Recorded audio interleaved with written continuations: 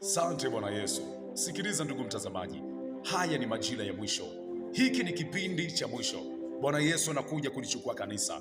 Hizi ni nyakati ambazo zimekwisha kutabiriwa tangu kipindi cha manabii, tangu kipindi cha Musa, hata kabla kipindi cha Musa. Haya ni majira ambayo yalikwisha kutabiriwa, ni majira ambayo tunaishi mimi na wewe. Ni nyakati ambazo Yesu anakuja kulichukua kanisa. Nyakati zenyewe ndizo hizi. Nataka nikwambie ndugu yangu, amka, amka, amka, amka. Si wakati wa kulala, si wakati wa kujisahau. Jilazimishe kumtafuta Bwana.